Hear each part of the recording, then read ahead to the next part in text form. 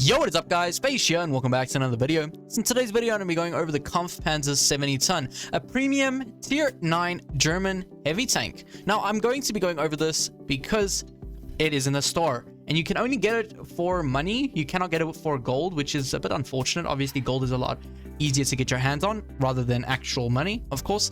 And I have done a review on the KPZ-70t already, but just because it's come back into the store, I thought let me just go and do it for you guys.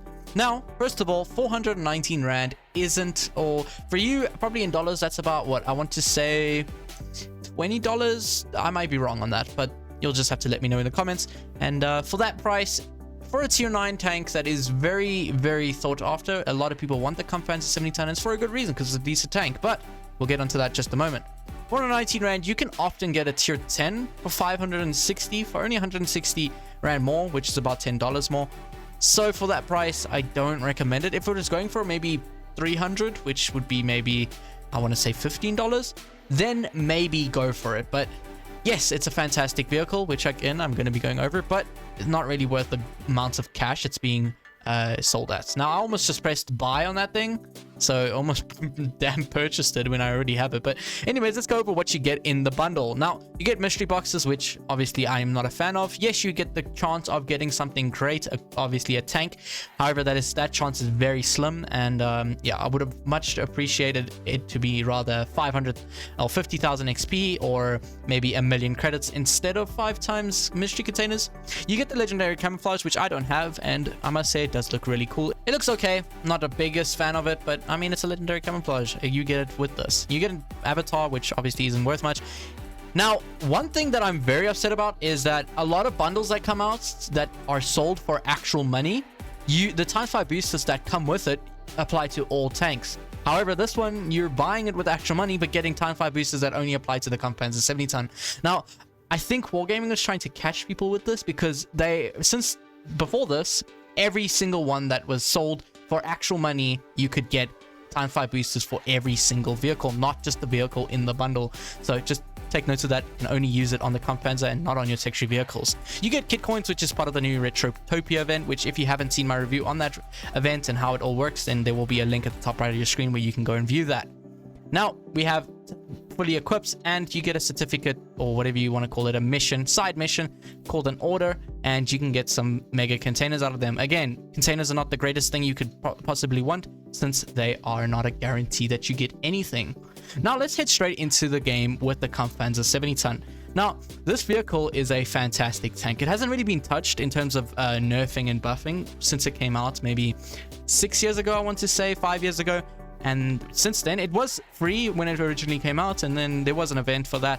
I didn't manage to get it because I got really close to getting it, and then I ended up getting it later on in a crate not too long ago. So it is a fantastic tank. I've had it for a very, very long time, and it's probably one of the best tier 9 tanks. I'm going to say it right there.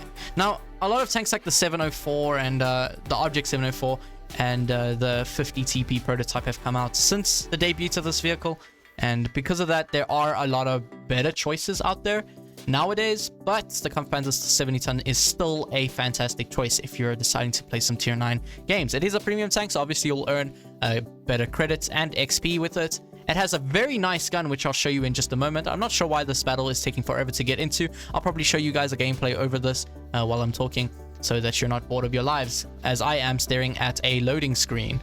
Anyways, 70t has a fantastic gun. Its alpha is great. Now, I will show you my equipment on the screen. Otherwise, I'll go over it at the end of the video if you're very interested in that. And for that reason, it will be at the end of the video or on your screen right now. It really just depends on how long this battle is really going to take to load in. Now, like I said, it has fantastic alpha. Its armor is actually really, really good. First of all, you don't find that alpha that this vehicle has. I believe it's 540 or 560 alpha. I might have to double check that for you guys, but it's relatively in that ballpark. And for that reason, a tier 9 with that much alpha, you can trade with a lot of tier 10 heavy tanks for that instance. And it has a fantastic heat penetration value, I should say, meaning that you can just completely pen any tier 10 vehicle you come across. Now, I'm just going to pause the video here for a second. I'll be back with you guys when the battle starts, because it's obviously taking a very long time. Finally, we have gotten into a battle on the new Lagoon map. Now, this map is fantastic. in terms of if you are a medium tank, but when you're a heavy tank, you kind of get lost in the amount of cover this map has. Like, as you can see, there's so many nooks and crannies in this map that it just makes it incredibly hard for heavy tanks to traverse. However, hopefully we can still get this this win out here now. Oh my god, Chieftain. Does he really have to turn left when we're literally going that way? Like, honestly. Anyways, what can I say? As you can see, the speed is actually pretty good. You can go pretty fast in this vehicle. And while its armor is fantastic, you must know that you will get penned by very high penning tanks like tank destroyers at tier 10 through your turret. But regardless, you are a very strong tank, and when you are going to play this tank, I highly suggest that you go held down because its side scraping ability is not that great. Now there's a VK-72. As you can see, the gun depression is just enough for me to get one nice shell into the bottom place of that VK-72. And it's very accurate, as you can see as well. Obviously, you need to aim a little bit. Now, I don't want to get shot by that IS-7. That would be horrendous. They do have a Minotauro somewhere in the ballpark of this map. I have no clue where he is. I don't want to get shot by this IS-7, like I said again, and this E100 keeps blocking me, so I'm not going to show my side to this IS-7 if I can. And maybe this E100 can go deal with him. Obviously, he's going to push up. I'm sure he will. And if he chooses to do that, then I can obviously get a nice shell into him. Can we get a shell into the bottom plate of that V72? Unfortunately not. I don't know where it hit. It must have hit just above the weak spot of the tank. And for that reason, we did bounce that, unfortunately. But you can see the heat pen on this vehicle is so good that you can just completely obliterate tier 10 heavy tanks. You can just completely pen them, no problem. Now maybe we can get an HE shell into this TVP, and we do for 705 damage. Tell me what heavy tank at tier 9 will do that. Hardly any. That is what's so amazing about this tank. Now, its reload is quite long, I won't lie. Now, because of that, obviously, you are going to be reloading a lot. And if you're someone who's not a fan of loading all the time, then yeah, just note that. Now, this is a very bad idea of me. I didn't mean to push all the way down here. This E5 is probably just going to farm the hell out of me. I'm going to try just push over the hill here. If these guys, or this T30 doesn't kill me for that. Now, he's probably going to go for the T30, which he is. So it means I can get another shell into the side of his turret, and I'm going to push forward. I'm not going to take another shot from that E5, obviously, because that won't be a great trade. Now, maybe I'm thinking we need to kill this E5, but I'm hoping the Chieftain can take the shell for it. And he does, and I can get a heat shell into maybe the turret of this guy.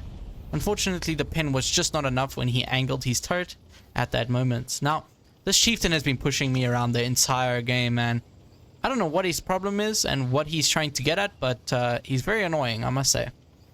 Now, VK-72, maybe we can get a shell into his turret.